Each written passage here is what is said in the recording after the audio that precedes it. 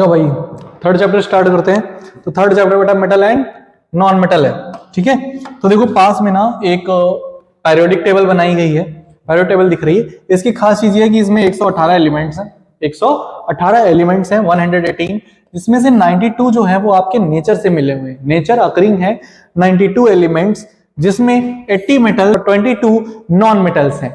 80 metals and 22 non metals हैं, जिसमें यहां पर साफ साफ बोला गया है कि ऑक्सीजन और silica are the two major constituent of earth, while hydrogen and oxygen are the two major constituent of the oceans. Ocean से सबसे ज्यादा ऑक्सीजन और हाइड्रोजन आपको मिल रही है। बेसिकली वाटर की बात हो रही है यहाँ पे, उसी से तो मिलता है ना भाई। तो देखो, तो यहां पर हम बात करते हैं एलिमेंट्स की। एलिमेंट को 3 पार्ट में क्लासिफाई किया गया बेटे, मेटल, मेटेलाइट और नॉन मेटल। मेटल जैसे आयरन हो गए, कॉपर हो गए, मेटेलाइट जैसे सिलिकॉन हो गए, और नॉन मेटल जैसे कार्बन, ऑक्सीजन हो गए। अब पेरियोडिक टेबल में जितना भी इधर लेफ्ट साइड है, ये सारे के सारे आपके क्या है, मेटल्स हैं। जो ये आपको ब्लू दिख रहे हैं, जितना भी ये ब्लू पार्ट दिख रहा है, ये सब क्या है बेटा, ये सब मेटल है। ये सब क्या है, इधर से लेके नीचे तक ये सब मेटल है। जो ब्लैक कलर में दिख रहे हैं वो आपके क्या है बेटे, वो आपके सारे के सारे ये मेटलाइड रखे गए हैं बीच में। और जो आपको सबसे साइड में दिख रहे हैं हल्का सा नेवी ब्लू कलर में, आसमानी कलर में, वो सारे के सारे इधर ये क्या है बेटा, ये सारे के सारे नॉन मेटल है। तो इसका मतलब मेटल की काउंटिंग ना सबसे ज्यादा है आपकी पेरियोडिक टेबल में। तो इसी के साथ हम लोग मेटल और नॉन मेटल वगैरह की बात स्टार्ट करेंगे। तो जो स्टार्टिंग हमारी है वो हम मेटल्स से करेंगे कि मेटल्स बेसिकली क्या है। तो बताया गया है elements whose atoms have small number of electrons in outermost shell and have tendency to form positive ions chemically by losing electrons are called metal. मतलब मेटल वो होते हैं जो इलेक्ट्रॉन को डोनेट कर दे, लॉस कर देते हैं, लॉस करने के बाद पॉजिटिव हो जाते हैं। इनको क्या कहते हैं, इनको मेटल कहते हैं। फिजिकल प्रॉपर्टीज क्या होती है मेटल की, तो पहले हम फिजिकल स्टेट की बात करें तो सॉलिड होते हैं एट रूम टेम्परेचर। एक्सेप्शन है सिर्फ मरकरी, गैलियम, क्योंकि ये लोग ना लिक्विड होते हैं। आदत खराब है भाई, क्या करें, है ना। Metals also have high density. Density इनकी कैसी होती है बेटा, बहुत हाई। डेंसिटी हाई का मतलब इनके मॉलिक्यूल्स बहुत पास पास होते हैं, लेकिन इनके भी एक्सेप्शन है, जैसे कि पोटेशियम और सोडियम, क्योंकि ये ऐसे हैं जिनकी डेंसिटी पानी से भी कम होती है। Density is lower than that of water. पानी से भी इनकी डेंसिटी क्या होती है, कम होती है। लस्टर, चमकते हैं। और मैलिएबल, यानी कि इनको थिन शीट्स में भी कन्वर्ट किया जा सकता है। थिन शीट्स में इनको कन्वर्ट कर सकते हैं। फॉइल वगैरह बना लिया इस तरीके से, है ना, पीट पीट के पतली, है ना, चांदी की बरक, सोने की बरक देखी होगी, उसकी बात कर रहे हैं बेटा। डक्टिलिटी, डक्टिलिटी की बात कर रहे हैं कि ये इनको थिन वायर्स में कन्वर्ट कर सकते हैं, पतले पतले तारों में कन्वर्ट कर सकते हैं मेटल को। 100 gram silver can be drawn into a thin wire about 200 metre. 100 gram silver ले लो, 200 मीटर का तार बना देगी, है ना। हार्डनेस, ये हार्ड होते हैं, लेकिन यहां पर सोडियम और पोटेशियम को इजीली आप काट सकते हो, तो ये आपके क्या हो जाएंगे, एक्सेप्शन। डेंसिटी काफी ज्यादा हाई होती है, लेकिन sodium potassium low density show करते हैं। कंडक्शन ऑफ हीट, इनमें कंडक्शन ऑफ हीट, यानी कि इनमें हीट कंडक्ट होती है क्योंकि इनके पास फ्री इलेक्ट्रॉन होते हैं, या जिनको मोबाइल इलेक्ट्रॉन भी कहा गया है, जिसमें सिल्वर सबसे अच्छा इनका गुड कंडक्टर होता है, ठीक है, सबसे बेस्ट कंडक्टर माना गया है। कंडक्शन ऑफ इलेक्ट्रिसिटी, इलेक्ट्रिसिटी को भी ये इजिली कंडक्ट कर देते हैं, ठीक है। अगेन यहाँ पर वायर वगैरह इसके यूज किए जाते हैं। चूंकि सिल्वर बहुत ज्यादा एक्सपेंसिव है, इसलिए इसका यूज हम वायरिंग में नहीं करते, और थोड़ा सा इसका मेल्ट वगैरह भी जल्दी हो जाती, गर्म जल्दी हो जाती, तो इसलिए हम इसका यहाँ पर यूज नहीं करते। हाँ, बस इन सब का जो रीजन है वो ये क्या है कि फ्री या मोबाइल इलेक्ट्रॉन पाए जाते हैं, इसीलिए इजिली इलेक्ट्रिसिटी या हीट को इजिली कंडक्ट कर पाते हैं। ओके, आगे अगर हम बात करें तो मेल्टिंग और बॉइलिंग पॉइंट काफी ज्यादा हाई होते हैं, जबकि सिल्वर का काफी ज्यादा लो बॉइलिंग पॉइंट होता है। इसी वजह से कहीं ना कहीं इसको वायरिंग में हम यूज नहीं कर सकते, पता चले ज्यादा हीट हो गया, है ना, वायर बार बार टूट रहा है, तो बेटा फालतू का एक्सपेंस होगा, कोई मतलब नहीं है इस चीज का। इसलिए इलेक्ट्रो पॉजिटिव कैरेक्टर, मेटल्स पे एक खास चीज होती है कि ये अपने इलेक्ट्रॉन्स को इजिली लॉस करके खुद कैसी हो जाती हैं बेटा, खुद पॉजिटिव हो जाती है, इलेक्ट्रॉन निकाल देती है, तो ये उनका इलेक्ट्रो पॉजिटिव कैरेक्टर होता है। सोनोरस, ये साउंड प्रोड्यूस कर सकते हैं, जैसे ये देखो यहाँ पर मल्टीपल इंस्ट्रूमेंट्स हैं जिनमें मेटल के वायर्स यूज होते हैं, फिल्म यूज होती है। ये आपने मंदिर में देखा होगा घंटा, ये भी मेटल का बना हुआ होता है, जो कि क्या, सोनोरस प्रॉपर्टी जो साउंड प्रोड्यूस करते हैं, ठीक है। तो ये आपकी कुछ बातें हो गई।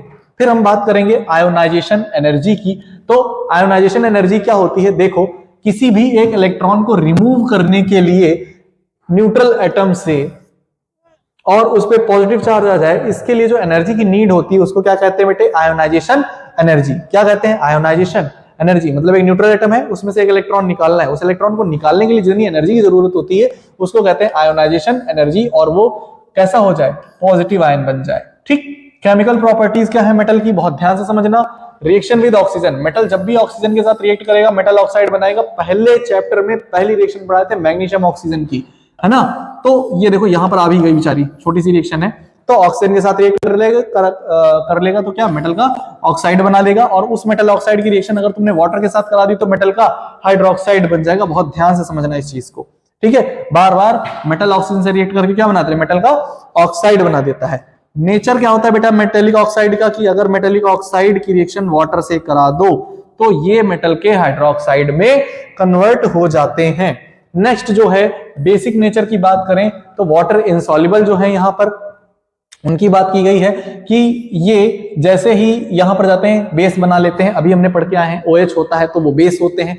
तो जैसे ही मेटल का ऑक्साइड जो है, मेटल का जो ऑक्साइड है वो रिएक्ट कर रहा है वाटर के साथ, तुरंत ये बेस में कन्वर्ट हो जा रहे हैं सारे के सारे, ठीक है। फिर जो आपका एसिड के साथ अगर ये रिएक्ट करते हैं तो सल्फेट में जा रहे हैं, और साथ ही साथ क्या रिलीज कर देते हैं, वाटर रिलीज कर देते हैं। क्यों, ऐसा क्यों हो रहा है सर, क्योंकि ये मेटल के ऑक्साइड है, मेटल के ऑक्साइड है, इसका मतलब इनका नेचर कैसा होगा, बेसिक होगा। अगर इनका नेचर बेसिक है तो इधर तो एसिड है, एसिड और बेस जैसे रिएक्ट करेंगे सॉल्ट एंड वाटर नहीं बनेगा क्या, बिल्कुल बनेगा। एम्फोटेरिक नेचर वो होता है जिसमें कोई मेटल का ऑक्साइड, कोई भी मेटल का ऑक्साइड एसिड साथ ही साथ बेस से भी रिएक्ट कर ले। ऐसी रिएक्शंस, ऐसे नेचर को कंपाउंड के क्या करें, एम्फोटेरिक नेचर कहते हैं। बेटा ध्यान से जरा, इससे क्वेश्चन जरूर आएगा, ठीक है। Reactions of metal with water, water के साथ इनकी रिएक्ट करा दो, शुरू से लेके आखिरी तक एक ही गैस निकाल रहे हैं जिसको हाइड्रोजन गैस कहते हैं। तो सब में हाइड्रोजन गैस निकल रही है जैसे ही कन्वर्ट हो रहे हैं। अच्छा, जो हाईली रिएक्टिव होते हैं वो हाइड्रोक्साइड बनाते हैं, जो लो रिएक्टिव होते हैं वो ऑक्साइड बनाते हैं। इस चीज पे थोड़ा फोकस करना। हाईली रिएक्टिव पोटेशियम, सोडियम और कैल्शियम, सोडियम कैल्शियम पोटेशियम दिख रहा है ना यहाँ पर, ये लोग क्या कर रहे हैं, हाइड्रोक्साइड बना रहे हैं, लेकिन बाकी सब ऑक्साइड बना रहे हैं। मेटल एसिड के साथ रिएक्ट करेगी, साल्ट एंड हाइड्रोजन गैस, अभी पिछले चैप्टर में भी पढ़ा था, हाइड्रोजन गैस रिलीज होती है। ये देखो सब में हाइड्रोजन गैस यहां से लेकर नीचे तक रिलीज हो रही है, ठीक है। कुछ रिएक्शंस और भी हैं ये एक्स्ट्रा में, इन पे थोड़ा सा फोकस कर लेना क्योंकि इनसे बैलेंसिंग वगैरह आ जाती है। नीचे ये जो रिएक्शन है इसको थोड़ा ध्यान से समझना।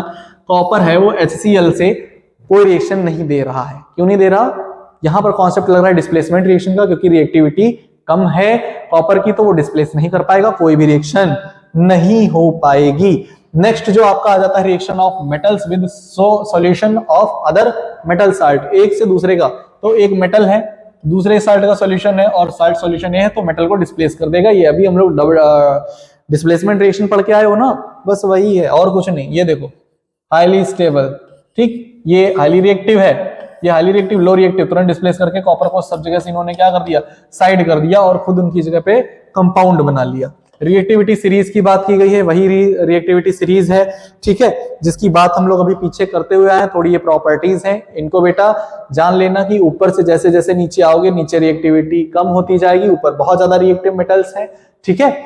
तो इस पे थोड़ा सा ध्यान से इसका एसएस ले लो और इसको अच्छे से पढ़ लेना, इंपॉर्टेंट चीज है। कभी कभी की फीचर्स आ जाते हैं कि रिएक्टिविटी सीरीज के की फीचर्स क्या होते हैं। इसके बाद जो हमको पढ़ना है वो physical properties of non metal की बात करनी। नॉन मेटल की फिजिकल प्रॉपर्टीज क्या क्या होती हैं, तो फिजिकल स्टेट जो इनकी होती है वो बहुत ज्यादा मतलब सॉलिड तो नहीं होती है, बट हाँ ये सारी फॉर्म में सॉलिड, लिपिड एंड गैस में पाए जाते हैं। नॉन लस्टरस होते हैं, चमकीले नहीं होते, मैलिएबल नहीं होते, डक्टिलिटी भी इनमें नहीं होती, सॉफ्ट होते हैं, ये काफी ज्यादा क्या होते हैं, सॉफ्ट होते हैं। लेकिन कार्बन में एक डायमंड इसका एक्सेप्शन आ जाता है, डायमंड एक एलोट्रॉप है और वो इसका क्या आ जाता है बेटा, एक्सेप्शन आ जाता है, क्योंकि वो बहुत ज्यादा हार्ड होता है। थर्मल एंड इलेक्ट्रिकल कंडक्टिविटी नहीं शो करते, क्यों नहीं करते, क्योंकि इनके पास फ्री इलेक्ट्रॉन्स नहीं होते, due to absence of free electrons. Density इनकी काफी ज्यादा लो होती है, ठीक है। और इसके बाद जो लास्ट बात करते हैं मेल्टिंग एंड बॉइलिंग पॉइंट, तो काफी ज्यादा कम होते हैं, ठीक है, क्योंकि इनके बीच जो इंटरमोलिकुलर फोर्स ऑफ अट्रैक्शन है वो काफी ज्यादा कैसा होता है, काफी ज्यादा वीक होता है। इसी वजह से ये अच्छी बॉन्डिंग नहीं कर पा रहे हैं। केमिकल प्रॉपर्टीज क्या क्या है नॉन मेटल की, पहली चीज तो तुम ये जान लो नॉन मेटल की बात कर रहा हूं, ठीक है। तो रिएक्शन जैसे ही कराओगे नॉन मेटल की ऑक्सीजन के साथ, तुरंत ये उसके भी ऑक्साइड बना लेंगे। दूसरी चीज, यहां पर कार्बन, दो कंडीशन दी गई बेटा, दो कंडीशन दी गई, बहुत ध्यान से समझना। कह रहे हैं अगर लिमिटेड सप्लाई ऑफ ऑक्सीजन में जाओगे तो CO बनाएगा, मतलब यहां पर जो सप्लाई है वो कैसी है, लिमिटेड है, किसकी, O2 की। अगर अगर अगर यहां पर however in ample supply of oxygen, अगर तुमने अच्छे से सप्लाई कर दी तो वो क्या बना लेगा, अगर तुम एम्पल सप्लाई ऑक्सीजन की कर देते हो इस तरीके से तो वो CO2 बनाएगा, ठीक है। कार्बन ऑक्सीजन के साथ रिएक्ट करके CO भी बनाता है और CO2 भी बनाता है। CO तब बनाता है जब लिमिटेड सप्लाई ऑफ एयर होती है, और जब एम्पल सप्लाई ऑफ एयर होती है तो वो CO2 बनाता है। इसके बाद नाइट्रोजन है भाई, वो भी मल्टीपल आपके यहाँ पर प्रोडक्ट बना रहा है, ठीक है, इस तरीके से कि कहां पे न्यूट्रल है और कहां पर एसिडिक है, इस तरीके से मल्टीपल प्रोडक्ट यहां पर बना रहा है ऑक्सीजन के साथ रिएक्ट करके, ठीक है। अरे नाइट्रोजन बेटा, नाइट्रोजन नॉन मेटल है ना, वही। आगे देखो, आगे बताया रिएक्शन विद वाटर, वाटर के साथ बेटा रिएक्शन करेंगे, क्या बनाएंगे, एसिड बनाएंगे, क्या बनाएंगे, एसिड बनाएंगे, क्या बनाएंगे भैया, acid, HCl, HF, hydrochloric acid, ठीक, एसिड बना लेंगे। रिएक्शन विद एसिड, एसिड के साथ रिएक्ट करा दो तो एक नया एसिड बना दे रहे हैं, ये देखो, इसके साथ रिएक्ट कराया एक नया एसिड बना दिया करस्पॉन्डिंग ऑक्साइड लाइक PS यानी phosphorus sulphur carbon ETC। Reaction with chlorine, chlorine के साथ जैसे रिएक्ट कराओगे क्लोराइड बना देगा, क्या बना देगा, क्लोराइड बना देगा, ठीक है, ये हो गया। रिएक्शन विद हाइड्रोजन, हाइड्रोजन के साथ रिएक्ट करा दो तो हाइड्रोजन की ऑक्सीजन के साथ, हाइड्रोजन की नाइट्रोजन के साथ, हाइड्रोजन की सल्फर के साथ, तो यहाँ पर देखो वाटर बना दिया, अमोनिया बना दिया और H2S गैस बना दिया, जो कि सारे के सारे कोवेलेंट इन नेचर है। आगे देखो, ऑक्सीडाइजिंग नेचर होता है, ऑक्सीडाइजिंग नॉन मेटल का ऑक्सीडाइजिंग नेचर, ये देखो यहाँ पर हर जगह इन्होंने क्या कर दिया, ऑक्सीडाइज कर दिया, NaCl बना लिया, ब्रोमीन को निकाल दिया, यहाँ NaCl बना लिया, यहाँ पर ZNS बना लिया। इसके बाद आता है इलेक्ट्रोवैलेंट बॉन्ड या आयनिक बॉन्ड। इसमें आपको बस एक चीज याद रखनी होती है, transfer of electron. Transfer of electron जहां हो जाए वहां पर इलेक्ट्रोवैलेंट बॉन्ड या आयनिक बॉन्ड बन जाते हैं, ठीक। यहां पर कई एग्जांपल है NaCl, MgCl2, CaCl2 और MgO कि किस तरीके से ये एग्जांपल करते हैं। मैं आपको एक करके दिखा रहा हूं, बाकी आपने ट्राई करना है। मैंने बेटा NaCl ले लिया है, अब NaCl में कैसे ट्रांसफर होता है देखो, सोडियम का 11, क्लोरीन का 17 होता है इलेक्ट्रॉनिक एटॉमिक नंबर, ठीक है। तो इसका इलेक्ट्रॉनिक कॉन्फ़िगरेशन करेंगे, 11 का क्या होगा 2,8,1 और इसका क्या होगा 2,8,7। बेटा according to octet rule, octet rule ये कहता था कि हमको आउटर मोस्ट सेल में 8 इलेक्ट्रॉन चाहिए। अब ये दोनों पास पास आए तो इन्होंने कहा कि भाई साहब अगर आप अपना एक इलेक्ट्रॉन इनको दे दो तो इनके पास भी 8 और यहां से तो ये हट जाएगा तो इनके पास भी 8, दोनों के पास आउटर मोस्ट में कितने हो जाएंगे 8 इलेक्ट्रॉन हो जाएंगे, दोनों स्टेबल हो जाएंगे, मजा आ जाएगा। इन्होंने तुरंत डिस्क्राइब किया और इस तरीके का ये क्रिस्टल बना लेते हैं। ये NaCl का बड़ा प्यारा सा क्रिस्टल है। इसी तरीके से MgCl2 का, CaCl2 और MgO का भाई बना के देखना, जरूर चेक करना। और एक चीज मैं तुमको बताऊंगा कि जो Na+ है यहाँ पर एज अ कैटायन है और Cl- एज अ एनायन होता है। और कभी मत भूलना एनायन का साइज हमेशा हमेशा कैटायन से बड़ा होता है, ठीक है। एनायन का साइज हमेशा कैटायन से क्या होता है, काफी ज्यादा बड़ा होता है। आयनिक कंपाउंड की कुछ प्रॉपर्टीज हैं जैसे कि वाटर सॉल्युबल होते हैं। Ionic compound form crystal lattice, ये देखो क्रिस्टल लैटिस NaCl का बाकायदा मैंने बना के रखा हुआ है, ये सब भी बनाते हैं। आयनिक कंपाउंड है highly melting and boiling point, काफी ज्यादा स्ट्रॉन्ग बॉन्ड इनके अंदर होते हैं, तो मेल्टिंग एंड बॉइलिंग पॉइंट भी इनके काफी हाई होते हैं। आगे अगर मैं बात करूं तो यहाँ पर है ionic compounds are hard and brittle, काफी ज्यादा हार्ड भी है और ब्रिटल भी है, मतलब बहुत जल्दी भंगुरता है इनके अंदर। Ionic compound conduct electricity in molten form while are good insulator in solid form. तो बेटा सॉलिड फॉर्म में ये कोई इलेक्ट्रिसिटी को कंडक्ट नहीं करते, हीट को कंडक्ट नहीं करते, लेकिन मॉल्टन फॉर्म में, एक्वस फॉर्म में ये काम करते हैं, ठीक है। नेक्स्ट जो हमको बात करनी है ऑकरेंस ऑफ मेटल्स की करनी है, बड़ा प्यारा सा कॉन्सेप्ट है, यहां से चैप्टर एकदम बदल जाता है। यहां पर थोड़ा आपको फोकस से स्टडी करनी होगी, ठीक है, क्योंकि यहां से क्वेश्चंस बेटे जरूर उठते हैं। Okay, so let us start. तो बेटा ऑकरेंस ऑफ मेटल्स की बात करें अगर, तो मेटल्स को कैसे हम लेकर आएंगे उसकी बात करेंगे। तो earth crust is the major source of metals. सबसे ज्यादा मेटल कहां है बेटा, अर्थ की क्रस्ट पे हैं। Metals occur in nature in free in native free या native state as well as combined state. दो स्टेट में पाई जाती है, या तो वो फ्री भी होंगी और कंबाइंड यानी कि वो कंपाउंड के फॉर्म में भी होंगी। So a metal is said to be occur in native और free state when a metal is found in nature elementary, किस फॉर्म में हो बेटा, एलिमेंट्री और मेटेलिक स्टेट। अगर वो एलिमेंट की फॉर्म में पाई जा रही है या मेटल की स्टेट में पाई जा रही है तो वो कैसी होगी बेटा, वो फ्री होगी, ठीक है, या नेटिव स्टेट, जैसे AU, AG, HG और PT। प्लेटिनम हो गया आपका, जो सिल्वर गोल्ड हो गया, ये सब आपका कैसे पाया जाएगा, ये फ्री स्टेट नेटिव वाली। और a metal said to be combined state if the found in nature in the form of its compound, अगर कंपाउंड की फॉर्म में पाए जाते हैं जैसे पोटेशियम, सोडियम, कैल्शियम, एल्यूमिनियम हो गए, ये सब मैग्नीशियम हो गए, तो ये जो चीजें होती हैं ये सब बेटा आपके कैसे हैं, कंबाइंड स्टेट में है। इसके बाद मिनरल्स एंड ओर्स की बात करें तो बहुत ध्यान से समझना, मिनरल और ओर होता क्या है। मिनरल हर वो चीज है जिससे आप मेटल लेकर आओगे, मिनरल हर वो चीज है जिससे आप मेटल को लेकर आओगे, लेकिन मिनरल में और वो होते हैं जिनमें, यहां पर दो टर्म यूज है, कन्वेंशनली एंड प्रॉफिटेबली, कि जिनमें ज्यादा आसानी से और कम पैसे में अगर आप किसी यहां पर मिनरल से कम पैसे में और आसानी से अगर मेटल को निकालते हो किसी मिनरल से, तो वो उसकी ओर हो जाती है। क्या हो जाती है, उसकी ओर हो जाती है, जैसे बॉक्साइट और क्ले।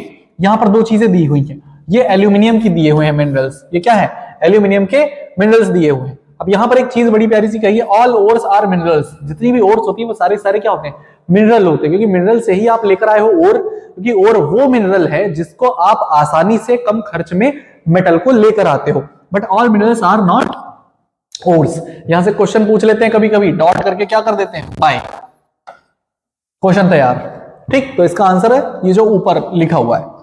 तो copper glance, Cu2s, cuprite, Cu2o are minerals, ये मिनरल्स होते हैं, ये भी मिनरल है, लेकिन जो बट कॉपर पायराइड जो होता है Fe(S2), ये जो है ये इसका क्या हो जाता है, ओर हो जाता है, ये क्या हो जाता है, ओर हो जाता है कॉपर का, ठीक। तो ये कॉपर पायराइड जो है वो कॉपर की क्या हो जाती है बेटा, ओर हो जाती है। एक्सट्रैक्शन ऑफ मेटल्स, अगर ये टेबल समझ गए तो समझो सब कहानी तुम समझ गए आसानी से, तो बहुत ध्यान से समझना, ठीक है।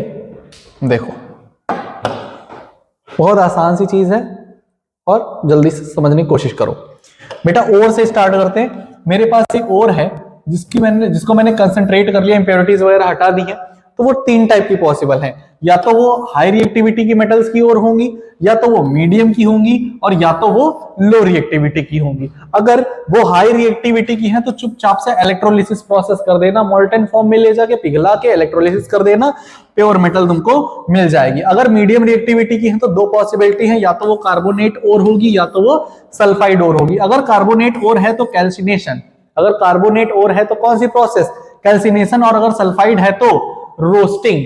ये होती है एब्सेंस ऑफ एयर में और वो होती है प्रेजेंस ऑफ एयर में। दोनों से तुमको मिलेंगे ऑक्साइड ऑफ मेटल, जिनका रिडक्शन कर देना, ऑक्साइड ऑफ मेटल का रिडक्शन यानी ऑक्सीजन निकाल देना, और प्योरिफिकेशन ऑफ मेटल कर लेना, प्योर मेटल मिल जाएगी। जो लो रिएक्टिविटी की होती है उनमें भी सल्फाइड ओर होती है, और फिर सल्फाइड ओर होती है तो रोस्टिंग प्रोसेस यूज करते हैं बेटा, और रोस्टिंग प्रोसेस से तुमको मेटल मिलती है जिसको तुम रिफाइन कर लेते हो, काम हो जाता है। तो स्टार्टिंग जो है, some common steps involved in the extraction of metals from their ores are. तो ओर्स बनाने के लिए क्या क्या है, तो पहला क्या करना पड़ेगा, crushing and grinding of the ore. Ore जो मिली है उसको तोड़ो फोड़ो, क्रश करो, ग्राइंड करो, ये सब चीजें करो।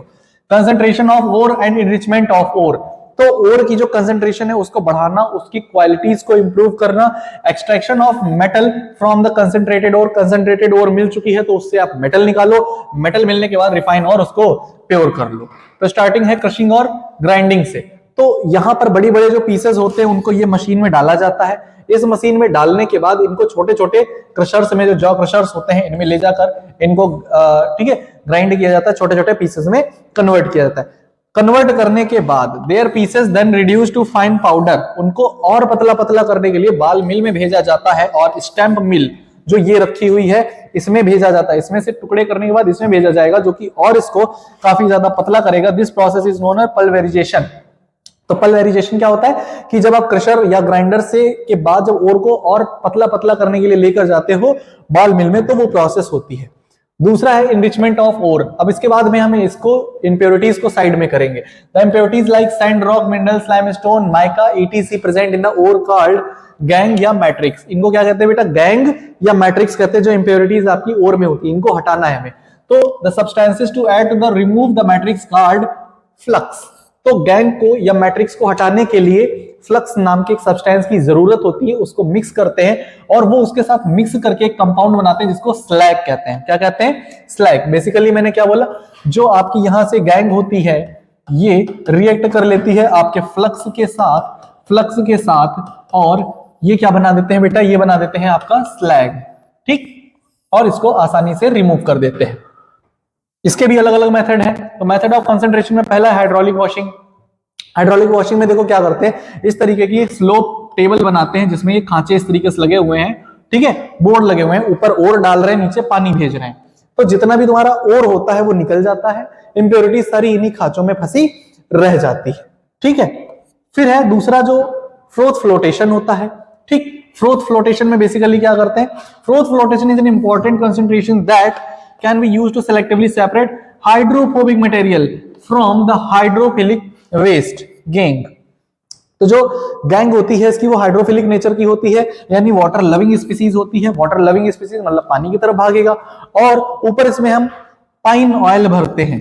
ऊपर क्या भरते हैं? Pine oil. आपको पता है बेटा ऑयल हमेशा पानी के ऊपर रहता है, राइट। इसमें मैं जैसे ही ओर को लेकर जाता हूं, ठीक, इसमें मैं जैसे ही ओर को लेकर जाता हूं, लेकिन इसमें खास चीज ये सल्फाइड की ओर ज्यादा यूज होती है। सल्फाइड की ओर डाली, इसमें ओर डालते हुआ क्या कि जितनी उसकी गंदगी होगी, गैंग होगी, वो पानी की तरफ जाएगी, क्योंकि वो हाइड्रोफिलिक नेचर की है, पानी से प्यार करती है, वो नीचे चली जाएगी। और जो हाइड्रोफोबिक नेचर यानी कि जो ओर होगी, प्योर ओर होगी, वो ऊपर ही रह जाती है।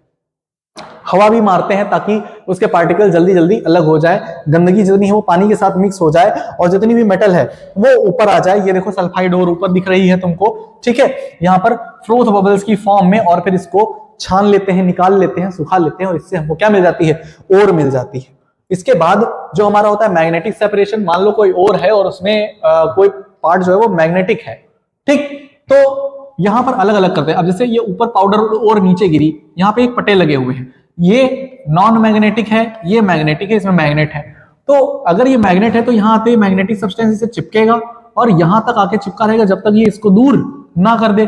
दूर करते ही अलग कंटेनर में और नॉन मैग्नेटिक वाला अलग कंटेनर में कलेक्ट हो जाता है। तो एक कन्वेयर बेल्ट बराबर चलती रहती है और दोनों को अलग अलग कर देती है। तो वहां से अलग कर सकते हैं। यहाँ पर आयरन वगैरह के ये हैं, कुछ मैंगनीज वगैरह के हैं, इनको पायरोलिसाइट वगैरह को अलग कर सकते हैं। अब extraction of metal from concentrated ore. अब भैया कंसंट्रेटेड ओर आ गई, सारी इंप्योरिटीज दूर कर ली, अब क्या करें? तो अब हम एक्सट्रैक्शन करेंगे। एक्सट्रैक्शन हम पहले स्टार्ट करते हैं जो बॉटम सीरीज रिएक्टिविटी है, मतलब जो नीचे आपकी मेटल्स पाई जाती है उनकी कैसे करोगे।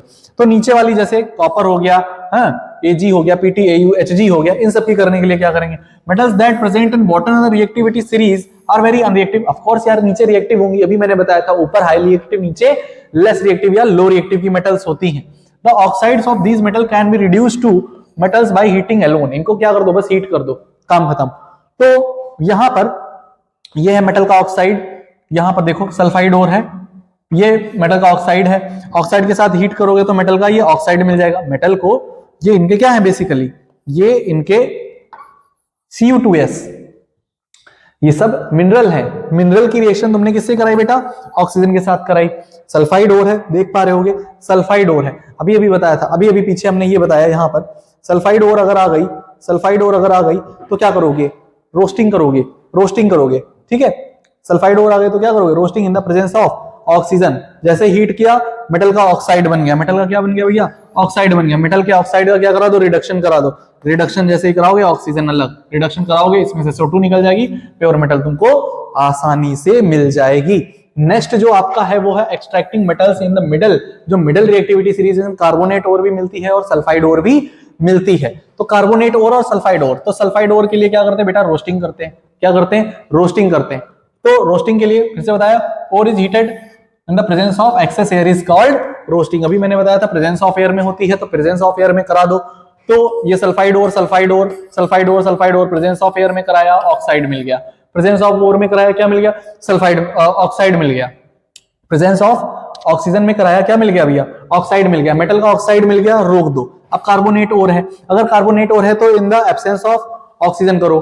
तो अब क्या होगा, करने के बाद फाइनली तुमको दोनों जगह से क्या मिलेगा बेटा, मेटल के ऑक्साइड मिलेंगे। ये क्या, यहां पर ये देखो, ये क्या मिले तुमको, ऑक्साइड मिले।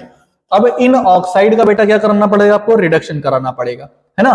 तो reduction of the metal oxide to free metal. अब देखो चाहे सल्फाइड से आओ चाहे कार्बोनेट और से आओ, फाइनल आपको मेटल का ऑक्साइड मिलेगा और मेटल के ऑक्साइड का आपको कराना पड़ेगा रिडक्शन। रिडक्शन के लिए हम यहाँ पर बाई कार्बन, कार्बन के साथ करा लेते हैं, तब भी हमको ये देखो प्योर मेटल मिलना शुरू हो जाती है, Fe, Pb ये सब मिल गया। एल्यूमिनियम से करा लो, एल्यूमिनियम से जैसे ही करा लोगे तब भी तुमको क्या मिल जाएगी, मेटल्स आपको मिलती चली जाएंगी इस तरीके से। अदर रिड्यूसिंग एजेंट भी यूज कर सकते हो जिसमें भी आपको क्या मिल जाएंगी, मेटल्स मिल जाएंगी। कुछ का है सेल्फ रिडक्शन हो जाता है, जैसे अभी कॉपर का देखा, Hg का देखा और यहाँ पर Pb का देखा। तो ये लोग क्या करते हैं बेटा, सेल्फ रिडक्शन कर लेते हैं और यहां से भी ऑक्साइड से डायरेक्ट क्या मिल जाता है, प्योर मेटल मिल जाता है। जो हाईली रिएक्टिव होते हैं, जो टॉप रिएक्टिविटी सीरीज के होते हैं, वो इलेक्ट्रोलिसिस प्रोसेस से होते हैं। तो NaCl हो गया या एल्यूमिनियम ऑक्साइड हो गया, इनकी सबकी इलेक्ट्रोलिसिस प्रोसेस से होती है रिफाइनिंग। ठीक, इलेक्ट्रिसिटी पास करा दो इनके एक्वा सॉल्यूशन में, सोडियम अलग और दूसरी रिएक्शन में दूसरे जो अगर कराएंगे तो मेटल अलग। प्योर मेटल जो होती है, प्योर मेटल माइनस एनोड पे मिल जाती है, और ये किस पे मिल जाती है, ठीक है, कैथोड पे। उल्टा हो गया। तो जो प्योर मेटल होती है बेटा, प्योर मेटल होती है वो किस पे मिल जाती है, ये कैथोड पे मिल जाती है प्योर मेटल, और ये इम्प्योर मेटल किस पे मिल जाती है, एनोड पे मिल जाती है। किस पे मिल जाती है, एनोड पे। इम्प्योरिटी नीचे रह जाती है। तो ये हो जाती है इलेक्ट्रोलिटिक रिफाइनिंग हो जाती है, जिसमें इस तरीके से हम मेटल्स को अलग कर देते हैं जो हाई रिएक्टिव सीरीज की मेटल्स होती हैं उनके लिए। अब इसके बाद जो इस चैप्टर के इंपॉर्टेंट क्वेश्चंस हैं, इनका एसएस ले लो, इनको फिर से आपने कंप्लीट करना है। ये आपके मेटल एंड नॉन मेटल के इंपॉर्टेंट क्वेश्चंस है। एक ये है, आगे 2-3 स्लाइड में है, इसको कवर कर लो। इन सबको आपने कवर करना है, एक बार जरूर इनको देख लो, है ना। इन्हीं से रिलेटेड क्वेश्चन आने, कुछ अलग नहीं वो लोग पूछ लेंगे, है ना। सुबह एकदम फोड़ के आना एग्जाम में, है ना। तो ये तुम्हारा हो गया, ठीक है। चलो अब हम लोग क्या चैप्टर 4 को कवर कर लेते हैं फटाफट से, और फिर भाई थोड़ी देर आराम कर लो और उसके बाद फिर से ये जो क्वेश्चंस दिए हैं ये कवर कर लो और अच्छे से कल एग्जाम दे कर आओ। ओके, चलो।